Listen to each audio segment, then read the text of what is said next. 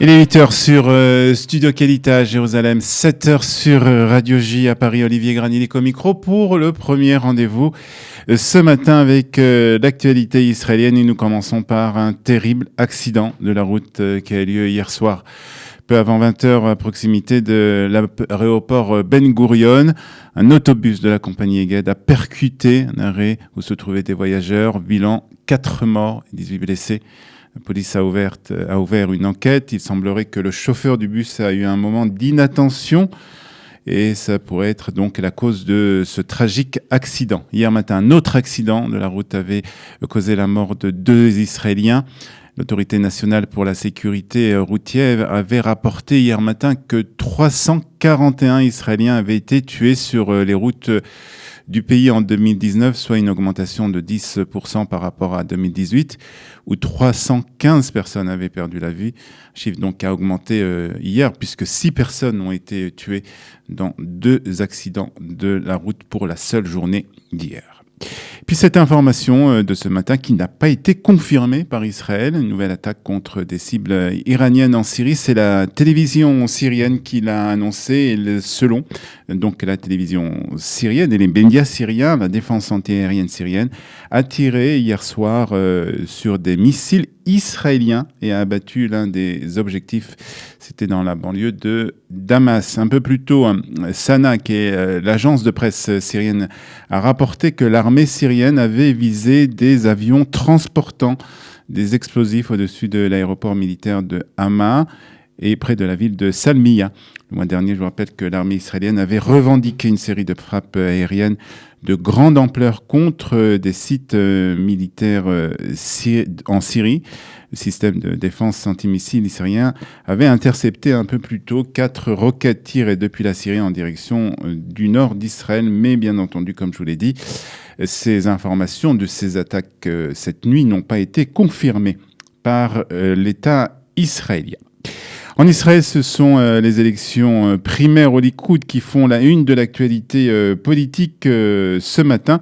Et aujourd'hui, d'ailleurs, à la demande du Premier ministre, la demande plus exactement du Premier ministre de ne pas organiser d'élections internes pour choisir une nouvelle liste de candidats à la Knesset. Le Premier ministre Benjamin Netanyahou s'est joint à la pétition pour annuler les primaires du Likoud.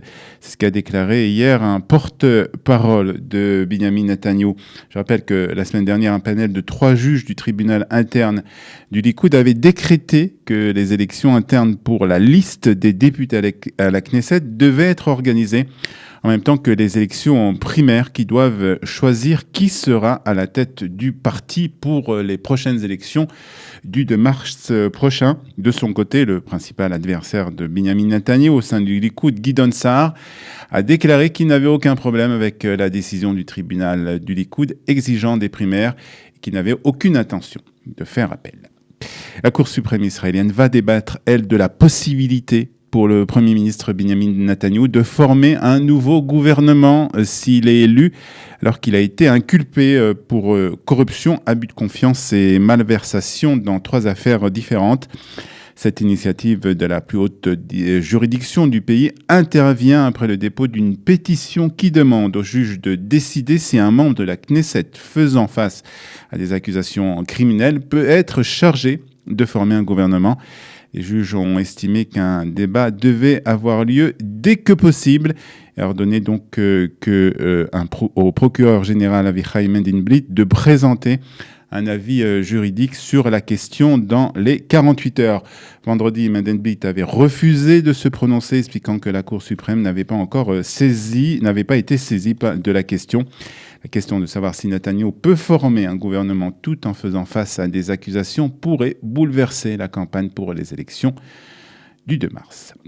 Benjamin Netanyahou a, lui, qualifié d'absurde l'affirmation de la Cour pénale internationale selon laquelle il y aurait des motifs pour enquêter sur les crimes de guerre présumés israéliens dans les territoires palestiniens, alors que nous progressons vers de nouveaux lieux d'espoir et de paix avec nos voisins arabes. La Cour pénale internationale de La Haye recule. Vendredi, elle est finalement devenue une arme dans la guerre politique contre Israël. C'est ce qu'a déclaré Binyamin Netanyahou au début de la réunion hebdomadaire du cabinet ministériel à Jérusalem qui s'est tenue hier. Je vous rappelle que la procureure de la Cour pénale internationale, Fatou Bensouda, a annoncé vendredi qu'il y avait une base pour enquêter sur la politique d'Israël dans les territoires, aussi concernant la guerre de Gaza en 2014 et la réponse israélienne aux violentes manifestations à la frontière de Gaza. Et cette décision justement du tribunal international de La Haye était au centre de l'allumage de la première bougie de Hanouka hier soir. Le Premier ministre a été invité à allumer cette première bougie au Kotel.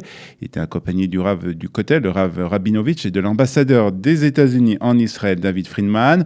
Citant la révolte des Maccabées et le reste des batailles que le peuple juif a menées à travers l'histoire, il a établi un parallèle entre ces attaques contre les Juifs et la récente décision donc de la CPI d'ouvrir une enquête criminelle sur les crimes de guerre présumés en Judée-Samarie et dans la bande de Gaza. Le président de l'État était, lui, non loin de l'esplanade du Kotel pour cette première bougie, puisqu'il a allumé cette première bougie dans la vieille ville de Jérusalem. Il était accompagné du ministre de la Sécurité intérieure et du responsable de la police israélienne. On termine par la météo de ce lundi 23 décembre. 25 qui se lève, la première bougie de Hanouka. Il fera 20 degrés à Tel Aviv, 19 à Ashdod, 18 degrés à Jérusalem et 24 degrés. Nous nous retrouvons à 7h30 heure de Paris et à 8h30 heure de Jérusalem pour la revue de la presse et des médias israéliens et ça sera sur Studio Kalita.